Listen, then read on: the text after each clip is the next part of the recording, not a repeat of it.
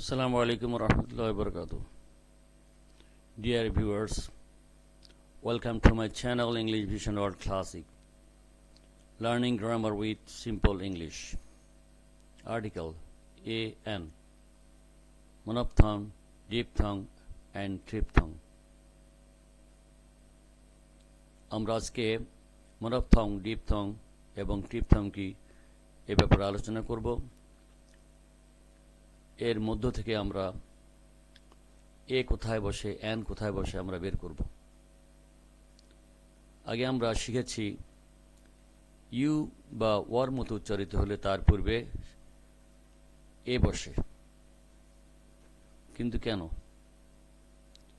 You বা ওয়া? আমরা বইপত্রে এগুলো দেখেছি। আমাদের সম্মানিত শিক্ষক মহোদয়গণ এ ব্যাপারে আমাদেরকে শিখিয়েছেন। তো আজকে আমরা একটু ভিন্নভাবে শিখব। Monophthong, diphthong and triphthong. Vowel sound is pronounced one time is known as monophthong. যে ভাওয়াল সাউন্ডটা একবার উচ্চারণ হয় তাকে বলে মনোপথং বলে। একবার উচ্চারিত হলে মনোপথং বলে। Vowel sound is pronounced two times is known as diphthong. আর যে ভাওয়াল সাউন্ড দুইবার উচ্চারণ করতে হয়, অর্থাৎ দুটো ভাওয়াল সাউন্ড পাওয়া যায়, যেখানে দুটো ভাওয়াল সাউন্ড পাওয়া যায় তাকে বলে diphthong. Vowel sound is pronounced three times, triphthong.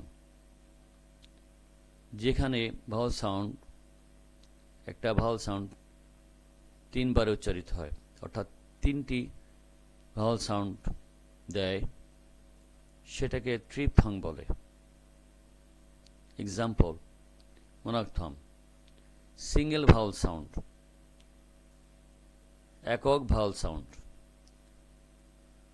An egg, an apple, an orange, an umbrella, an ant, an honest man.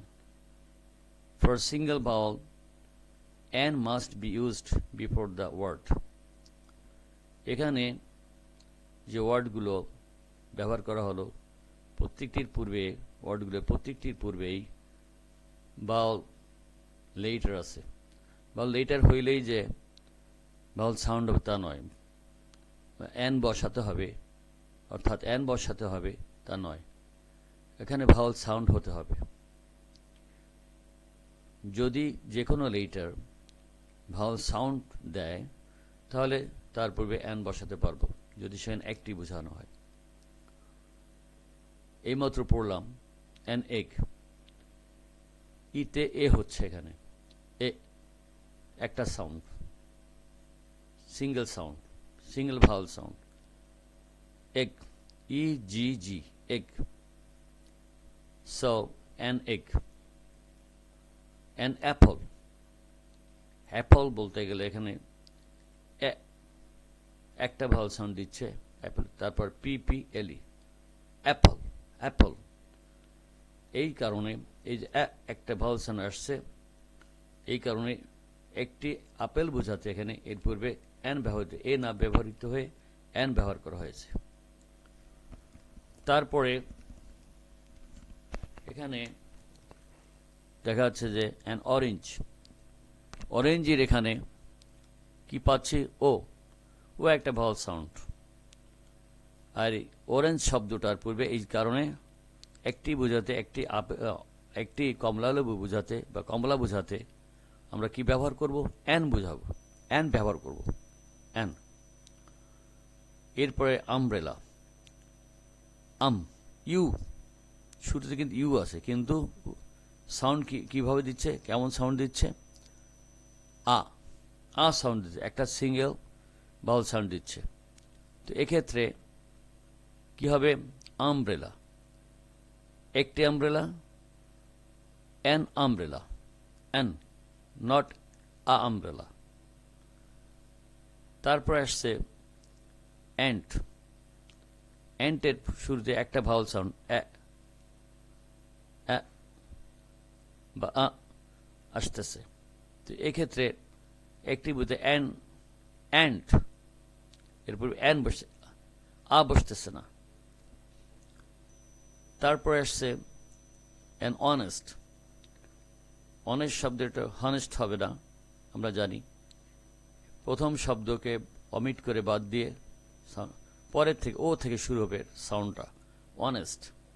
তো ও ভাওয়াল সাউন্ড, এই কারণে এর আগে কি বসছে? অ্যান বসছে, অ্যান বসছে। এরপরে আমরা আর একটা ইস্যু চলে যাব। এবার যাব আমরা ডিপথংয়ে। আমরা ডিপথংয়ে চলে যাব।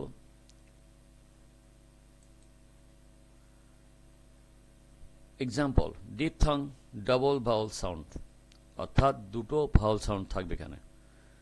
ইউনিভার্সিটি, ইউনিভার্সিটি আমেরিকান অ্যাকসেন্টে বলছি, ব্রিটিশ অ্যাকসেন্ট হলে ইউনিভার্সিটি, সিটি, ইউনিভার্সিটি হতো।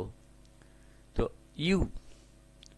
ইউকে উচ্চারণ করতে গেলে এখানে ইউ বলতে হচ্ছে। আমরা আগে সেই ইউর মতো যদি উচ্চারিত হয় বা ওয়ার মতো উচ্চারিত হয় তাহলে কি হবে?